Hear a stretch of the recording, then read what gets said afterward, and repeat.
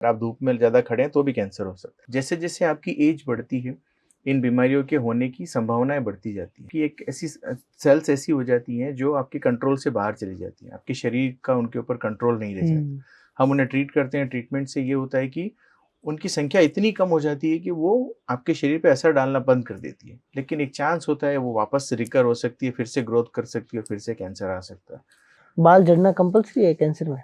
कुछ केसेस में कैंसर जो है वो जेनेटिक हो सकता है। ज़्यादातर जो कैंसर के केसेस है वो गुटखा, तंबाकू और जर्दे से रिलेटेड होते हैं, इसलिए जैसे मुंह का कैंसर है, गले का कैंसर है, चेस्ट का कैंसर है, मतलब लंग का कैंसर, ये काफ़ी कॉमन है हमारे एरिया में। बीकानेर में कितना मुश्किल हो जाता है गुटखा तंबाकू छोड़ के इलाज करवाना? ब्रेस्ट कैंसर सर भारत में अगर हम देखें, भारत में ही नहीं, अगर हम पूरी दुनिया की बात करें तो 8 में से 1 औरत को ब्रेस्ट कैंसर होने की रिस्क रहती है। एक कैंसर के बारे में और कहा जाता है कि अगर कैंसर हो गया तो उसके बाद उसका एक बार सही हो जाता है, लेकिन वो जड़ से कभी खत्म नहीं होता। क्योंकि दुनिया में तो हर तरह की चीज़ें अवेलेबल है। हर आदमी जब तक खुद समझदार होके ये नहीं सोचेगा कि मेरे लिए क्या फ़ायदेमंद है, नुकसान है, तब तक तो रिस्क है ही। कैंसर का नाम सुनते ही मन में डर, चिंता और अनगिनत सवाल पैदा हो जाते हैं, लेकिन क्या कैंसर का मतलब हमेशा मौत होता है?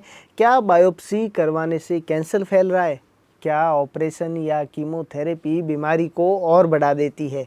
ऐसे कई मिथक आज भी समाज में फैले हुए हैं, जिनके कारण लोग समय पर इलाज नहीं करा पाते। आज इन्हीं सवालों के जवाब जानेंगे और जानेंगे कि कैंसर के शुरुआती लक्षण क्या होते हैं, इससे बचना कैसे संभव है, आधुनिक चिकित्सा कितनी प्रभावी है और आखिर वे कौन कौन सी गलतफहमियां हैं जो मरीज के लिए सबसे ज़्यादा खतरनाक साबित होती है। आज हमारे साथ चर्चा के लिए उपस्थित हैं कैंसर स्पेशलिस्ट डॉक्टर राहुल राय।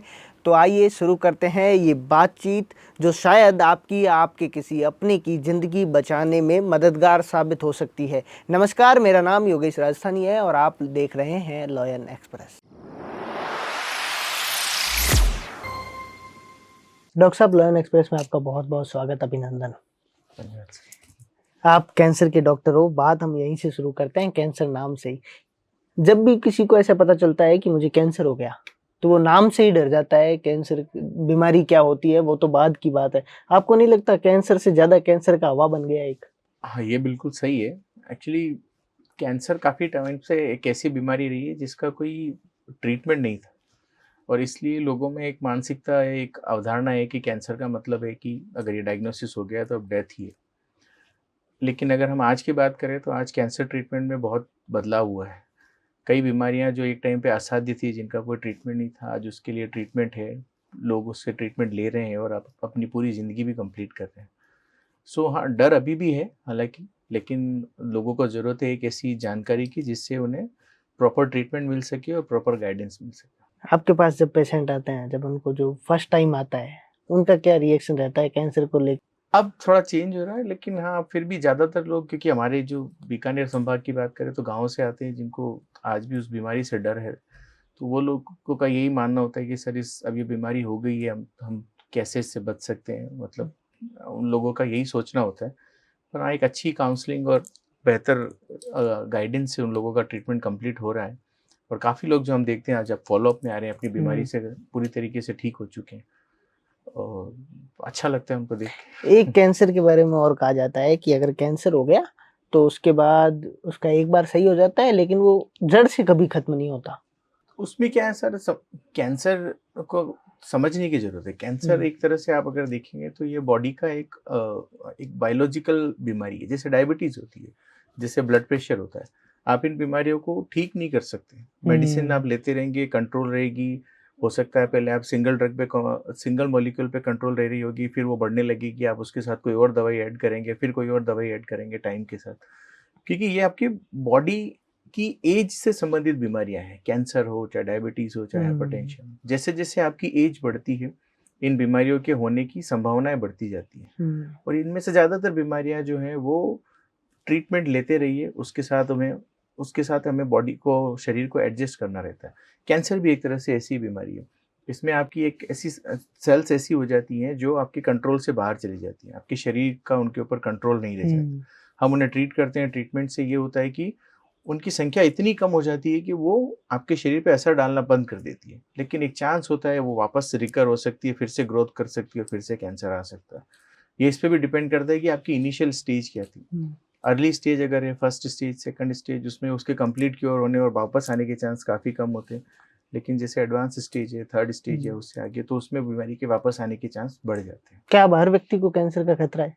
हाँ, ये एज से संबंधित है। कई लोग लगभग हर इंसान को इससे होने के चांस तो रहते ही हैं, जैसे-जैसे एज बढ़ती है। नहीं, पहले एक देखा जाता था कि केवल जो बड़े हैं उन्हीं में ये समस्या देखी जाती थी। अब तो युवा है या छोटे बच्चे हैं उनमें भी ये सेम समस्या आ रही है कैंसर की। उसके 2-3 कारण हैं सर। पहला कारण तो ये है कि आजकल कैंसर डायग्नोस होने लगा है। आज से पहले काफ़ी टाइम पहले बात करें तो कैंसर डायग्नोस ही नहीं होता था। ना हमारे पास इतनी सीटी स्कैन थी या इमेजिंग के तरीके थे जिनसे हम उसको डायग्नोस कर पाते थे। आज क्योंकि डायग्नोसिस होने लगा है तो दिखने ज़्यादा लगा है। दूसरा ये है कि कुछ केसेज़ में कैंसर जो है वो जेनेटिक हो सकता है। अच्छा। जेनेटिक मतलब फैमिलीज़ में जा सकता है। जैसे तो वो 10 से 15 या 20% तक के जो कैंसर होते हैं वो जेनेटिक हो सकते हैं। तो आप कभी-कभी देखोगे उनकी फैमिली में हिस्ट्री रहती है। कई सारे लोगों को होता है। ऐसे कैंसर कई बार अर्ली एज में प्रेज़ेंट हो जाते हैं। बाकी उसके अलावा कुछ केसेज़ जैसे ब्लड कैंसर होता है, एएलएल वगैरह होता है, ये बच्चों में काफ़ी कॉमन हो सकता है। बाकी इसके अलावा लगभग ज़्यादातर कैंसर जो हैं वो एज संबंधित ही होते हैं, वो और एक एज के बाद ही आते हैं, 50s या 60s के अनुवांशिक बाद हो आते हैं। तो आ सकता है पहले। हाँ, आनुवंशिक वाले केसेस जल्दी की स्टेज में आ सकते हैं। बीकानेर में इन दिनों कौन से कैंसर के केस ज्यादा आ रहे हैं? अगर आदमियों की बात करें सर तो ज़्यादातर जो कैंसर के केसेस है वो गुटखा, तंबाकू और जर्दे से रिलेटेड होते हैं। इसलिए जैसे मुँह का कैंसर है, गले का कैंसर है, चेस्ट का कैंसर है, मतलब लंग का कैंसर, ये काफ़ी कॉमन है हमारे एरिया में। और औरतों में अगर हम बात करें तो अभी भी हमारे यहाँ एचपीवी वैक्सीनेशन उतना अच्छा नहीं है, तो जो गर्भाशय का मुँह का कैंसर, जो सर्विक्स कैंसर होता है, वो अभी कॉमन है। ब्रेस्ट कैंसर भी काफ़ी कॉमन होता जा रहा है। तो ये भी ब्रेस्ट कैंसर इन दिनों पूरे भारत में ही बहुत ज्यादा बढ़ता जा रहा है, क्या कारण है इसके? तो ब्रेस्ट कैंसर सर भारत में अगर हम देखें, भारत में ही नहीं, अगर हम पूरी दुनिया की बात करें तो 8 में से 1 औरत को ब्रेस्ट कैंसर होने की रिस्क रहती है, लाइफ लॉन्ग रिस्क अगर हम अच्छा। देखें।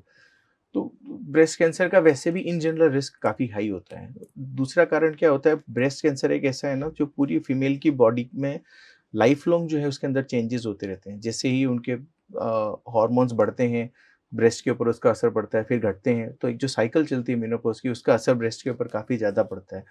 तो इसलिए क्या है, ब्रेस्ट कैंसर हमेशा एक कांस्टेंट चेंज, ब्रेस्ट जो है वो कांस्टेंट चेंज के उसमें रहता है, इसलिए उसके कैंसर होने के चांस भी ज़्यादा होते हैं। कोई तरीका है इससे बचने का? ब्रेस्ट कैंसर से? हाँ। देखिए, ब्रेस्ट कैंसर के लिए स्क्रीनिंग अवेलेबल है। आपको ईयरली मेमोग्राम जो है, बायलेटरल मेमोग्राम, वो जनरली कराने चाहिए आफ्टर एज ऑफ 45-50। तो वो रिकमेंडेड है, उसमें आपको हर मंथ करना चाहिए। ये तो डॉक्टर की सलाह पे। इसके अलावा फीमेल को खुद को सेल्फ ब्रेस्ट एग्जामिनेशन, और कुछ नहीं तो वो अपने आप को रेगुलर जब नहा रहे हैं या जब कांच के सामने हैं तब भी देख सकते हैं, क्योंकि स्ट्रक्चर में चेंज अगर आ रहा है तो सबसे पहले फीमेल को ही पता चलेगा। तो ये तरीके हैं जिससे वो उस चीज़ को असेस कर सकते हैं। इसके अलावा क्या होता है, कुछ केसेस में ब्रेस्ट कैंसर जेनेटिक हो सकता है। तो अगर आपकी फैमिली में आपकी मदर या रिलेटिव्स को हुआ है तो आपको उस केस में जो स्क्रीनिंग है, जो मेमोग्राम जो है उसको अर्ली स्टार्ट कर देना चाहिए। एक और लोग कहते हैं ऐसा कि कैंसर की ये जो बायोप्सी जांच करवाई जाती है, वो जांच अगर कैंसर नहीं भी होता, अगर जिसकी वो जांच हो गई उसके कैंसर हो जाता है। नहीं देखो सर, आप एक चीज़ समझिए, अगर ऐसा हो रहा होता तो अगर ऐसा नहीं होता, मान लो बायोप्सी करने से कैंसर बायोप्सी से ही फैल रहा है और बाकी नहीं फैलता, तो हर कैंसर पहली स्टेज में डायग्नोस होना चाहिए था, क्योंकि उसको तो कोई नहीं छेड़ रहा। कैंसर क्या है, बॉडी में एक फिनोमिना है, उसकी एक ग्रोथ होती है, रेट ऑफ ग्रोथ होती है। आप चाहे उसे टच करें या नहीं करें, वो एक कांस्टेंट टाइम में डबल होता ही जाएगा। जनरली हमारे देश में प्रॉब्लम क्या होती है, हमारे एरिया में स्पेशली प्रॉब्लम क्या होती है, बायोप्सी तब की जाती है जब आपको ऑलरेडी गांठ दिखने लगी। तो जब आप जैसे ही बायोप्सी करेंगे, फिर उसके बाद आप इमेजिंग करेंगे, तो डॉक्टर बोलेंगे सर आपकी तीसरी स्टेज है, आपकी चौथी स्टेज है, तो उनको ये लगता है कि इसकी वजह से हुआ है। वो तो वैसे ही आपकी अच्छा। बॉडी के अंदर था ही, आप नहीं भी करेंगे तो भी वो बढ़ना ही है उसने। वो तो बाहर दिखने लगे तब आप तब डॉक्टर के आपके पास पास गए। जाएगा, हाँ। तो इसलिए अब आपको पता चल रहा है, हम्म। इसलिए वो स्टेज एडवांस हो जाती है। बाकी बायोप्सी तो पूरी दुनिया में आप कहीं भी जाएंगे, कैंसर का सबसे पहली चीज जो की जाती है डायग्नोस करने के लिए वो बायोप्सी है, क्योंकि जब तक आपके पास टिश्यू सैंपल नहीं होगा, आप कभी भी कंफर्म तरीके से नहीं कह सकते कि ये कैंसर है, क्योंकि यहाँ पे गांठ के कई और भी कारण हो सकते हैं। जैसे इंडिया में बात करें, ट्यूबरकुलोसिस बहुत कॉमन कारण है जिससे गांठें हो सकती है। दूसरा, फिर हमें टाइप भी बायोप्सी से ही पता चलेगा। चाहे आप सीटी करिए, चाहे आप कोई भी टेस्ट करिए, वो आपको लिख के देगा कि यहाँ पे गांठ आ रही है जो शायद कैंसर की हो सकती है। लेकिन वो कौन सा टाइप का कैंसर है, वो लिम्फोमा है, वो लंग का कैंसर है जो यहाँ चला गया, कोई और कैंसर है, वो आपको बायोप्सी होने के बाद ही पता चलेगा। तो उसका ट्रीटमेंट भी उसी चीज़ पे डिपेंड करेगा कि क्या टाइप का कैंसर है। तो बायोप्सी काफ़ी फ़ायदेमंद होती है और उसके बिना ट्रीटमेंट चालू करना काफ़ी मुश्किल होता है और वो पेशेंट के लिए घातक भी हो सकता है, क्योंकि आप गलत ट्रीटमेंट लेते रहें, उसका कोई फ़ायदा नहीं मिले, ट्रीटमेंट के साइड इफ़ेक्ट तो आते ही हैं फिर। आपने गांठ की बात की, अब तो जिस तरीके से कैंसर का माहौल बन रहा है, किसी के अगर छोटा सा कुछ भी होता है, फोड़ा भी हो जाता है, तो वो यही सोचता है कि लो कैंसर हो गया, क्योंकि ऐसी मानसिकता बन चुकी है लोगों की। ये तो सर थोड़ा डर ज़्यादा है, मतलब बजाय कि जानकारी के वो डर ज़्यादा है। तो मतलब लोगों को डरने की बजाय अपने डॉक्टर से उचित सलाह लेनी चाहिए। समस्या क्या होती है हमारे देश में या हमारे एरिया में भी कि आज भी लोग जब भी कुछ होता है तो पहली चीज़ वो किसी डॉक्टर से नहीं पूछते, वो पड़ोसियों से पूछते हैं। और भारत में सलाह देने वालों की बहुत कमी नहीं है। कमी नहीं है, और हर घर में कोई ना कोई ऐसा होता है हम्म, जिसके ऐसा कुछ ना कुछ हुआ हो। हाँ, तो बजाय किसी और की बातों में क्वालिफाइड जो भी डॉक्टर हैं आपके एरिया में जो भी हैं उनसे मिलें, उनसे उस चीज़ को समझें कि क्या हो सकता है, वो मेरे ख्याल से आपको उचित सलाह देंगे और उसी हिसाब से आपको फिर फॉलो भी करना चाहिए। कई बार ऐसा होता है कि थोड़ी सी दिक्कत होती है, हमने पास वाली मेडिसिन दुकान से या कोई आसपास कोई रहने वाले किसी से पूछ लिया और वो दवाई ले ली। ऐसा करना चाहिए आदमी को? देखिए, कुछ दवाइयाँ ओटीसी होती है, ओवर द काउंटर होती हैं और वो गवर्नमेंट द्वारा अलाउ होती है कि वो आप वहाँ पे ले सकते हैं। और जो फार्मेसी में जो बैठते हैं लोग, जो वो भी काफ़ी कैपेबल होते हैं, वो आपको समझा सकते हैं कि इस दवाई का क्या फ़ायदा है, क्या नुकसान है, कहाँ पे लेना चाहिए, कहाँ नहीं लेना चाहिए। लेकिन कुछ दवाइयाँ के लिए गवर्नमेंट ने स्ट्रिक्ट नियम बनाए हैं कि ये डॉक्टर की सलाह से ही लेनी चाहिए। एसिड दवाइयाँ जब भी होती हैं तो उन्हें हमें डॉक्टर की सलाह से ही लेना चाहिए। हाँ, जो जनरल मेडिसिन्स हैं जिसके लिए फार्मेसी पे जो बैठा बंदा ऑथराइज़ है, वो हम फिर भी ले सकते हैं क्योंकि वो आपको उसके बारे में सब कुछ बता सकता है। पर कुछ दवाइयों के लिए हमें बिल्कुल डॉक्टर की सलाह से ही लेना चाहिए। इस डर से कैसे बचा जाए कैंसर के? कैंसर हो भी गया तो अब क्या तरीके से बचा जाए इस डर से? देखिए, कैंसर से पहली चीज़ तो डरना नहीं चाहिए। सबसे ज़रूरी चीज़ यही है। आपको डर की बजाय उसकी जानकारी होना ज़रूरी है। अगर आपको कोई कैंसर हुआ है, कैंसर होने के बाद आपको ये समझना है कि ये स्टेज क्या है। मेरे अंदर क्या ऐसे रिस्क फैक्टर्स थे जिसकी वजह से कैंसर हुआ है। फॉर एग्ज़ाम्पल जैसे हम अपने एरिया की बात करें तो ज़्यादातर लोग गुटखा, बीड़ी, तंबाकू वगैरह लेते हैं। मैंने जितने भी पेशेंट देखे उनमें से कोई ये नहीं बोलता कि सर इनको कैसे छोड़ें? उनका क्वेश्चन ये होता है कि कैंसर ठीक हो जाएगा कि नहीं? तो ये तो नहीं छूटने वाला। तो प्रॉब्लम वही है कि हाँ। आपको ये समझना पड़ेगा कि वो इन कारणों की वजह से आपको कैंसर है, तो पहला तो उन कारणों को खत्म करना पड़ेगा। दूसरा, अगर आपको कैंसर हुआ है तो फिर उसके बाद आपकी देखनी है उसकी स्टेज क्या है। आप अपने डॉक्टर से पूछिए कि इसकी स्टेज क्या है, मेरा ट्रीटमेंट की आगे लाइन ऑफ थेरेपी क्या रहेगी, इसमें आगे क्या ट्रीटमेंट रहेगा। तो जानकारी और उसके बाद आपके ट्रीटमेंट के कॉम्प्लिकेशन या साइड इफ़ेक्ट्स क्या हो सकते हैं, उनसे कैसे बचाव हो सकता है। तो आपको उचित जानकारी होगी तो ट्रीटमेंट कंप्लीट होने में भी हेल्प होगी और मेरे ख्याल से ज़्यादा अच्छे से ट्रीटमेंट कंप्लीट हो जाएगा। कैंसर के बाद डॉक्टर के पास तो लोग जाते ही हैं, उसके बाद एक बड़ी इन दिनों चलता है कि भई सोशल मीडिया पे कोई ऐड देख लिया कि भई ये कैंसर की दवाई देते हैं, ये होम्योपैथिक दवाई देते हैं, ये आयुर्वेदिक देते हैं, और अगर मैं उससे भी आगे बात करूँ तो कुछ लोग तो झाड़ा लगवाने भी चले जाते हैं कि भई यहाँ झाड़ा लगवा लो, यहाँ 3 दिन रुक जाओ, कैंसर ठीक हो जाएगा, ऐसा भी कुछ होता है? आपका क्या मानना है? आज की दुनिया में इन्फॉर्मेशन इतनी ज़्यादा हो गई कि क्या सही है, क्या गलत है, वो बताना ही मुश्किल हो गया। तो वो तो एक अलग वो बात हो गई। लेकिन हाँ, अभी तक साइंटिफिकली ऐसा कोई प्रूवन ट्रीटमेंट नहीं आया है एलोपैथी के अलावा, जो हम कीमोथेरेपी या जो सर्जरी या रेडिएशन की बात करते हैं, जिसमें ये पता चलता हो कि आप पेशेंट की इससे बीमारी पे कोई फ़ायदा होता है या इससे उसकी उम्र पे कोई फ़ायदा होता है। अच्छा। तो अगर कोई भी ऐसी पद्धति है, चाहे वो आयुर्वेद हो, चाहे होम्योपैथ हो, अगर उसमें कोई साइंटिफिकली ये प्रूव करता है कि ये ट्रीटमेंट है और इससे कैंसर पेशेंट्स में बेनिफिट होता है, तो उसको अपनाने में कोई बुराई नहीं है। लेकिन पहले हमारे पास उस चीज़ के लिए एक एविडेंस तो होना चाहिए।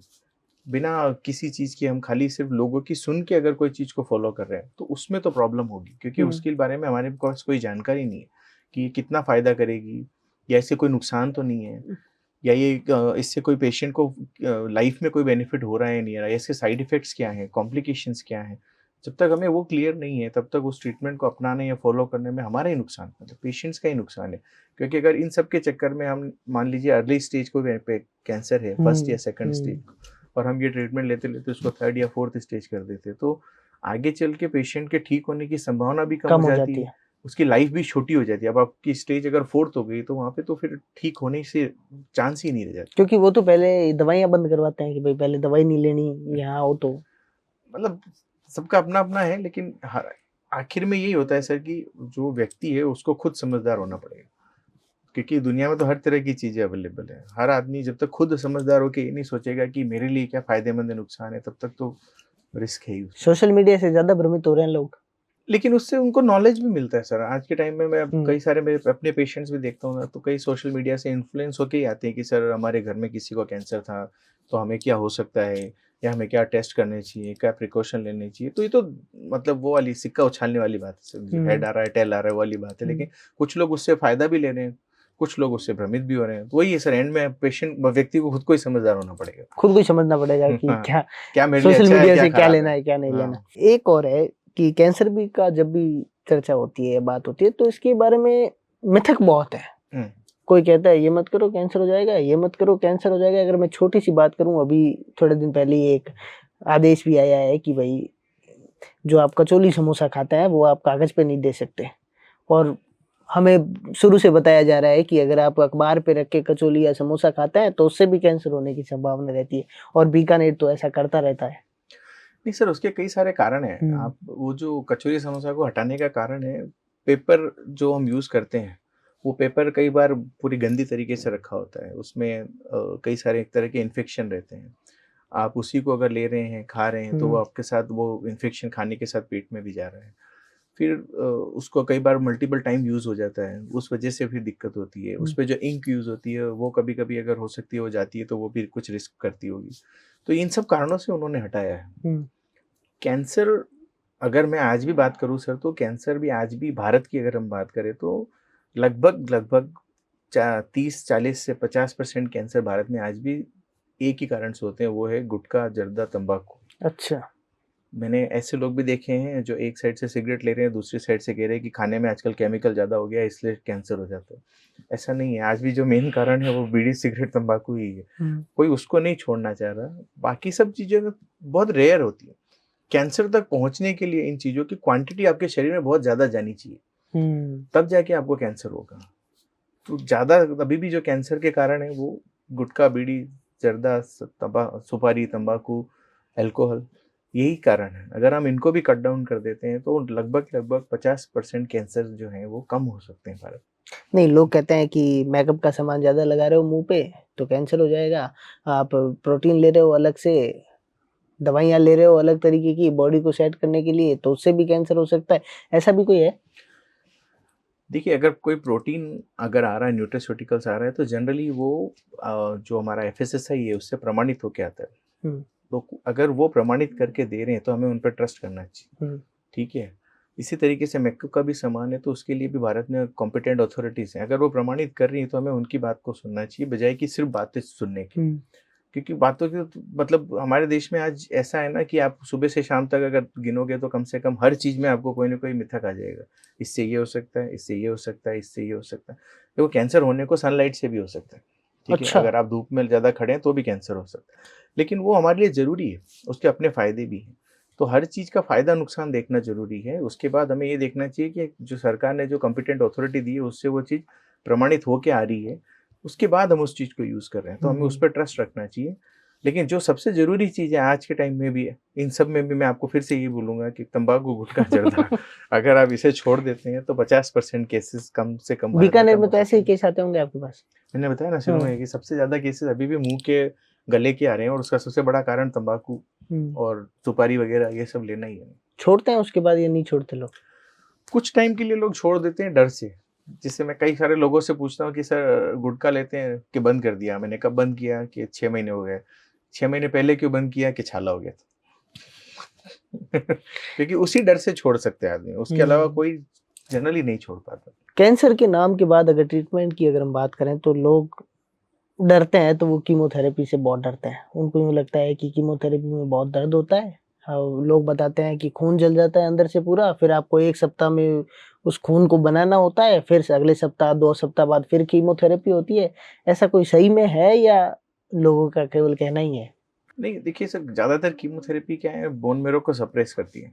तो बोन मैरो वो जगह होती है जहाँ पे आपका ब्लड प्लेटलेट डब्ल्यूबीसी वगैरह बनती हैं। तो कीमो की वजह से खून एक बार कम हो सकता है, डब्ल्यूबीसी भी कम हो सकती है, प्लेटलेट भी कम हो सकती है। ये तो नोन साइड इफेक्ट है, बट जनरली जो कीमोथेरेपी की डोज डिसाइड होती है वो आपकी वजन लंबाई के हिसाब से डिसाइड होती है। हर पेशेंट की डोज अलग अलग होती है। अच्छा। फिर पिछले कीमो में उसको क्या साइड इफेक्ट हुए उस हिसाब से डोज को मॉडिफाई किया जाता है। सबसे बड़ी प्रॉब्लम क्या होती है कि जब ये ट्रीटमेंट लंबे टाइम चलता है, जैसे स्टेज 4 केसेस जहाँ होते हैं, जो चौथी स्टेज में है, जहाँ पे पेशेंट ठीक नहीं हो सकता, कीमोथेरेपी या बाकी ट्रीटमेंट से कोशिश कर रहे हैं आप उनकी उम्र को लंबा करने की, तो उन केसेस में जहाँ पे आप बार बार कीमोथेरेपी दे रहे होते हैं, वहाँ पे ये कॉम्प्लिकेशन थोड़ा ज़्यादा आता है, जहाँ पे बार बार ब्लड प्लेटलेट वगैरह कम होने लगते हैं। तो उन केसेस में थोड़ा ज़्यादा हो सकता है, बट आज के टाइम में इसके लिए भी ट्रीटमेंट अवेलेबल हो गया है। जल्दी प्लेटलेट रिकवरी, जल्दी डब्ल्यूबीसी रिकवरी, ये सब भी आजकल दवाओं से पॉसिबल हो रहा है। अब तो बहुत सारे ऑप्शन हो गए। जी, अब तो बहुत ऑप्शन हो गए इस बारे में। कैंसर सही होने के बाद भी कोई ना कोई उसकी शरीर में समस्या रह ही जाती है। दवाओं के ट्रीटमेंट के सबके sir long term side effects हो सकते हैं। कुछ साइड इफ़ेक्ट्स हो सकते हैं। तो हाँ, ये रह सकती है, बट ज़्यादातर जो कॉमन समस्याएँ हैं, जैसे मुँह में छाला होना, बाल झड़ना, वीकनेस, कमज़ोरी, हाथ-पाँव में दर्द, ये थोड़े टाइम के बाद नॉर्मलाइज़ हो जाता है। 5, 6, 8 महीने ट्रीटमेंट कंप्लीट होने के बाद धीरे-धीरे पेशेंट की बॉडी जो है वो रिकवर कर जाती है। बाल झड़ना कंपल्सरी है कैंसर में? नहीं, लगभग देखिए, कीमोथेरेपी अपने आप में लगभग कई सारी दवाइयाँ हैं उसमें। उसमें से कुछ दवाइयाँ ऐसी होती हैं जो आपकी जिनमें बाल झड़ सकता है। ज़रूरी नहीं है हर ट्रीटमेंट से झड़ेगा, लेकिन कुछ के साथ ये पता है हमें कि इससे बाल झड़ते हैं। कुछ लोग कहते हैं कि बाल झड़े हैं इसका मतलब अब आपके कैंसर सही हो रहा है। कुछ कह रहे हैं कि बाल झड़ गए इसका मतलब वो और इफेक्ट कर रहा है आपकी बॉडी नहीं, में। नहीं सर, ये तो दवाई का मैकेनिज़्म ऐसा है। कुछ दवाइयाँ होती हैं जो आपके शरीर में जो भी रैपिडली डिवाइडिंग सेल्स हैं, जैसे कैंसर सेल्स हैं, या बालों की जो सेल्स हैं, हेयर सेल्स हैं, या आपकी आंतों में जो इंटेस्टाइन में जो सेल्स होती है जो डिवाइड हो रही होती है, उन सबको वो खत्म कर देती है। मतलब खत्म करने का मतलब उनके ऊपर ही असर होता है उनका। तो इस वजह से बाल झड़ते हैं। इस वजह से लोगों को कई बार आप देखेंगे दस्त लगती हैं, ब्लडी खून की दस्त भी लग सकती है, क्योंकि अंदर इंटेस्टाइन की भी सेल्स झड़ जाती हैं। सेम कैंसर सेल भी खत्म होती है, तो उनमें ये कॉम्प्लिकेशन हो सकते हैं। उनका ट्रीटमेंट पे क्या मतलब कितना सक्सेसफुल होगा उससे कोई ज़्यादा लेना देना नहीं है। अच्छा। एक बात मैं और आपसे पूछना चाहूँगा कि किसी को अगर कैंसर हो गया और उसने इलाज शुरू कर दिया, तो क्या प्रोसेस रहता है पूरे इलाज का? तो ये जनरली इस पे डिपेंड करता है सर कि एक तो कौन-सी जगह का कैंसर है। मतलब मुँह का कैंसर का ट्रीटमेंट अलग है, चेस्ट के ट्रीटमेंट का अलग है, ब्रेस्ट का अलग है, सबका अलग-अलग होता है। दूसरा, कौन-सी स्टेज में आपने उस बीमारी को पकड़ा है। जैसे ज़्यादातर केसेस में अगर हम देखें तो पहली, दूसरी जो स्टेज होती है वहाँ पे हम प्रेफ़र करते हैं सर्जरी। और अगर उनमें सर्जरी के बाद कुछ ऐसे रिस्क फैक्टर दिखते हैं कि इनमें वापस आने के चांस ज़्यादा है, तो फिर हम कीमो या रेडिएशन यूज़ करते हैं। पहले सबसे पहले सर्जरी का ऑप्शन अपनाते हैं। अगर अर्ली स्टेज है, अगर पहली या दूसरी स्टेज है, तो वहाँ पे हम जनरली सर्जरी प्रेफ़र करते हैं। जैसे ही आप तीसरी स्टेज में आते हैं, थोड़ा एडवांस स्टेज में आते हैं, तो यहाँ पे आपका तीसरी स्टेज का मतलब क्या हुआ, बीमारी बढ़ गई और वो जिस अंग की थी वहाँ से आस-पास और निकल गई होगी फैल के। तो वहाँ पे पहला होता है आपको उसको छोटा करना पड़ेगा, जहाँ पे कीमोथेरेपी देना पड़ सकता है या कीमो रेडिएशन देना पड़ता है। फिर उसके बाद सर्जरी करते हैं, फिर उसके बाद ज़रूरत पड़ती है तो और आगे ट्रीटमेंट होता है। और उसके बाद जैसे चौथी स्टेज है, चौथी स्टेज में जहाँ पे आप ठीक नहीं कर सकते बीमारी को, क्योंकि वो उस ऑर्गन से निकल के शरीर के बाकी हिस्सों में भी फैल गई है। तो वहाँ पे आप सर्जरी वगैरह कुछ नहीं कर पाएँगे। जनरली आप वहाँ पे जो मेन ट्रीटमेंट रहता है वो कीमोथेरेपी, या आज के टाइम में जैसे नई ड्रग्स आ गई हैं, टारगेटेड थेरेपी या इम्यूनोथेरेपी, वो उनका रोल आ जाता है। जहाँ पे आप कोशिश कर रहे हैं कि बीमारी को कंट्रोल रखा जा सके और पेशेंट की तकलीफ को कम कर सके और उसकी उम्र को बढ़ा सके। अभी कोई नए तरीके आए हैं ट्रीटमेंट के? जैसे मैंने बताया सर, आजकल हर चीज़ में नई चीज़ें आ रही हैं। जैसे सर्जरी में भी, जहाँ पहले बहुत बड़ी सर्जरियाँ हुआ करती थी, उसकी जगह आजकल सर्जरी को छोटा से छोटा किया जा रहा है। रोबोटिक सर्जरी आ गई है, लेप्रोस्कोपिक आ गया, सब चेंज होता जा रहा है। कि रेडिएशन में भी नई टेक्निक्स आ रही है ताकि साइड इफ़ेक्ट्स कम से कम हों। जैसे आईएमआरटी है, आईजीआरटी है, इस तरीके से। हम ड्रग्स की भी बात करें तो कीमोथेरेपी की बजाय आजकल ऐसा सोचा जा रहा है कि कम से कम साइड इफ़ेक्ट्स वाली ट्रीटमेंट लाया जाए, जैसे इम्यूनोथेरेपी है। आजकल कैंसर डायरेक्टेड थेरेपी भी आ गई, जिनको एडीसी बोलते हैं, वो सब भी आ रहे हैं। तो यहाँ धीरे-धीरे चेंज आ रहा है, धीरे-धीरे कम से कम साइड इफ़ेक्ट्स हों और ज़्यादा से ज़्यादा इफ़ेक्ट मिले, ऐसी कोशिश हो रही है इसमें। एक मैंने ऐसा केस सुना था कि कैंसर की गाँठ थी, जब उसको निकालने की कोशिश की गई तो वो ब्लास्ट हो गई। ऐसा भी होता है क्या? नहीं, वो सर कई ज़्यादातर सर्जरी जब की जाती है, तो कोशिश ये की जाती है कि उसको एन ब्लॉक रिमूव किया जाए। एन ब्लॉक का मतलब होता है पूरा का पूरा गाँठ को रिमूव कर दिया जाए। पर कभी-कभी कुछ केसेज़ में क्या होता है, जैसे आस-पास कोई बड़ी ब्लड वेसल है, जिसको आप डैमेज नहीं कर सकते, नहीं तो ब्लीडिंग शुरू हो जाएगी, या कोई इम्पोर्टेंट क्रिटिकल ऑर्गन आ गया है, जैसे किडनी आ गई, या कोई ऐसा हार्ट आ गया, कोई ऐसा ऑर्गन आ गया जिसको आप छेड़ नहीं सकते। तो उस केस में कभी-कभी आपको उस गाँठ को पीसेज़ में लेना पड़ता है, और जब आप पीसेज़ में लेते हैं, तो कभी-कभी स चांस रहते हैं कि वहाँ से कण जो है आस-पास की जगह पे गिर जाए, जिसको हम बोलते हैं सीडिंग। तो वहाँ एक रिस्क रहता है, तो फिर उस रिस्क को बाद में हम कम भी करते हैं, या तो रेडिएशन देते हैं या कीमोथेरेपी देते हैं, उससे उसको कंट्रोल करने का कोशिश करते हैं। सही होने की रेट क्या है कैंसर की? सही होने के सर हमेशा डिपेंड, मैंने जैसे बताया ना, स्टेज, अर्ली स्टेज, कौन सी स्टेज पे आप डिटेक्ट हो रहे हैं इनिशियली, वो सबसे बड़ा प्रेडिक्टर होता है कि ठीक होने की संभावना कितनी है। जैसे आप अगर फर्स्ट स्टेज की बात करें, अगर फर्स्ट स्टेज में डिटेक्ट हो गया, तो जनरली जो ठीक होने की पॉसिबिलिटी है नेक्स्ट 5 ईयर्स की, जो पॉसिबिलिटी अराउंड 90% की रेंज में आती है।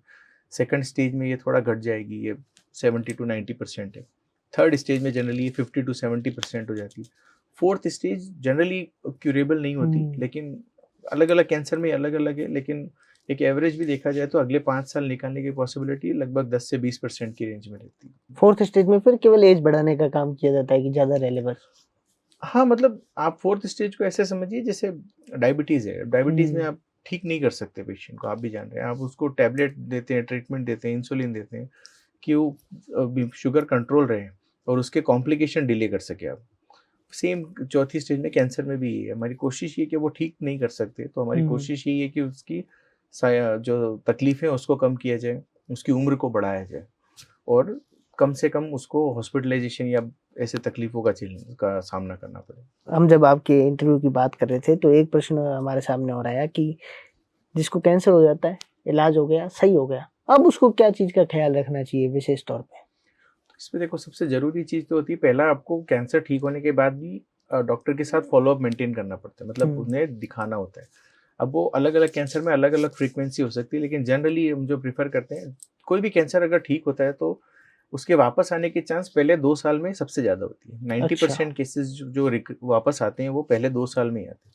तो हम कोशिश करते हैं कि पहले 2 साल में हम उसे ज़्यादा जल्दी-जल्दी बुलाएँ। तो हो सकता है 3 महीने, या हो सकता है 6 महीने से हम बुलाते हैं।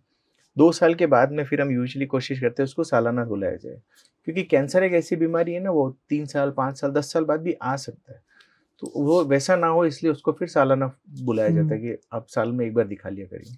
दूसरी चीज़, हेल्दी हैबिट्स को फ़ॉलो करना होता है ठीक होने के बाद भी। जैसे मैंने अभी बताया कि आपने बीड़ी सिगरेट बंद कर दी और कैंसर ठीक कैंसर हो गया ठीक और होते ही फिर वापस शुरू शुरू कर कर दिया, दी तो तो फिर वो वो तो फिर आप रिस्क पे आ गए। आपको वापस होने के चांस और ज़्यादा होते हैं, क्योंकि आपको पहले भी कैंसर हो रखा है। तो ये चीज़ों को वापस नहीं शुरू करना चाहिए। रेगुलर एक्सरसाइज करना चाहिए, मानसिक स्वास्थ्य का ध्यान रखना चाहिए, और मेन वापस उसकी एज के अकॉर्डिंग जो स्क्रीनिंग प्रोग्राम है उसको फॉलो करना चाहिए, क्योंकि उसको बाकी कैंसर के भी रिस्क थोड़े हाई होते हैं। तो ये सब चीज़ों का ध्यान रखना। डेली रूटीन में ऐसी कौन-सी चीज़ें रहती है आपके हिसाब से कि जिससे आदमी को बचना चाहिए कि ये कैंसर शुरू कर सकती है या कैंसर की दिक्कत आपको हो सकती है? देखो, डेली रूटीन में सबसे इम्पोर्टेंट चीज़, अगेन वापस मैं इसी चीज़ पे फोकस करूँगा, बीड़ी, सिगरेट, तंबाकू, जर्दा या टोबैको किसी भी फॉर्म में आपको नहीं लेना चाहिए। अल्कोहल अवॉइड करने चाहिए। एक्सरसाइज अगर नहीं भी कर सकते तो गुड हैबिट्स और गुड फूड को फॉलो करना चाहिए। एटलीस्ट वॉकिंग हो गया, या डाइट में भी कोशिश करनी चाहिए नेचुरल और कंप्लीट डाइट लेनी चाहिए, जिसमें सारी चीज़ें आए, प्रोटीन, कार्बोहाइड्रेट्स वगैरह, जो न्यूट्रिशन चीज़ें, वो सब चीज़ें उसमें इंक्लूड होनी चाहिए। योगा और बाकी ऐसी चीज़ें जिससे आपको मानसिक हेल्प मिले, वो फॉलो करनी चाहिए।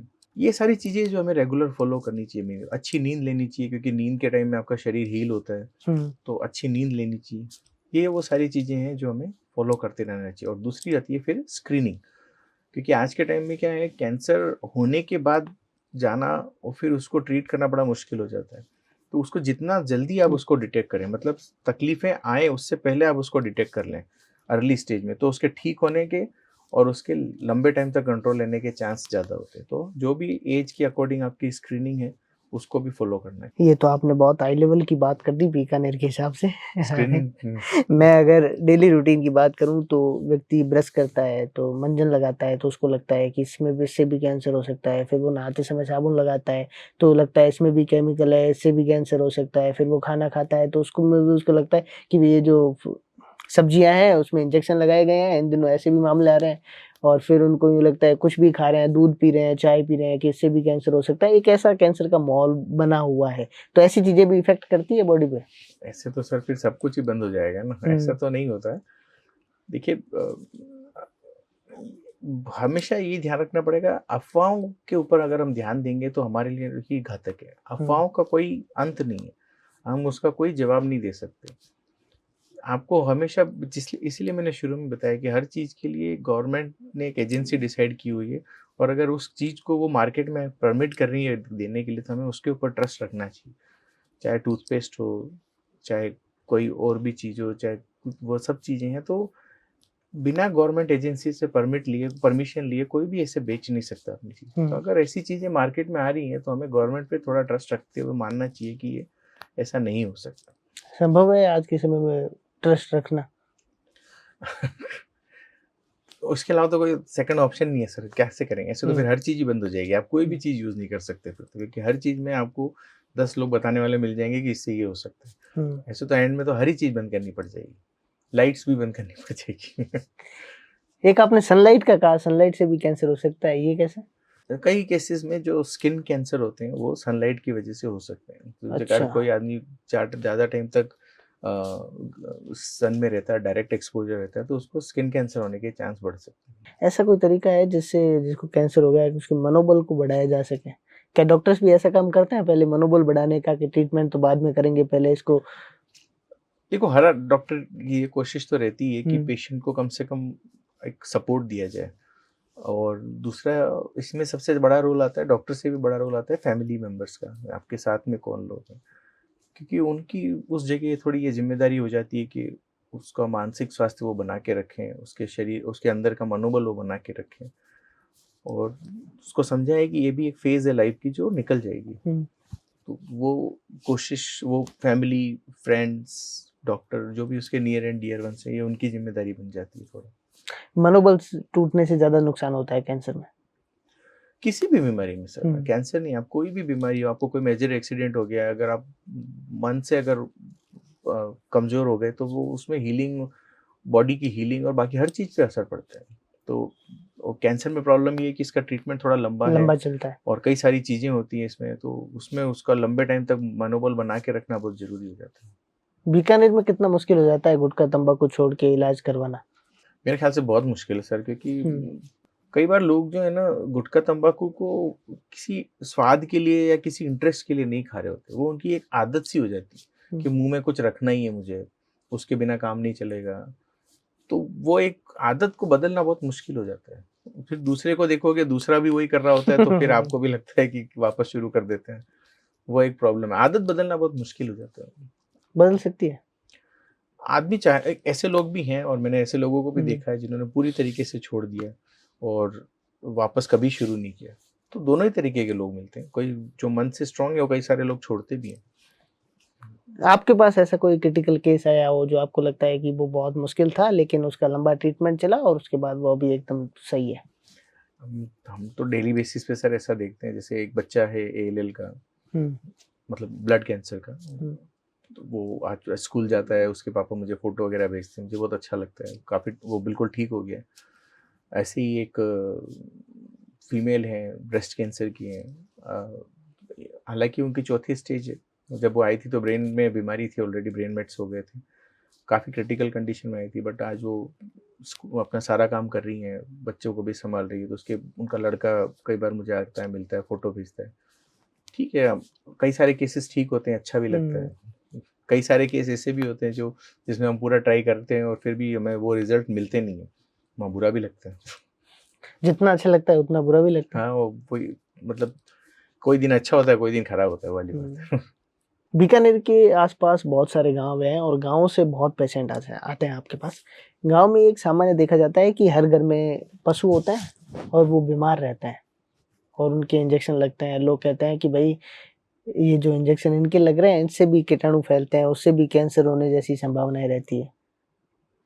नहीं, ऐसे कैंसर के अभी तक केसेस ऐसे नहीं पता सर, साइंटिफिकली कुछ भी ऐसा प्रूवन नहीं है कि जानवरों से इंसान में आ जाए, नहीं, कैंसर आ जाए। वो मतलब दवाइयाँ चलती रहती है, उसके दूध वगैरह काम में लेते हैं, उससे ऐसा कुछ नहीं?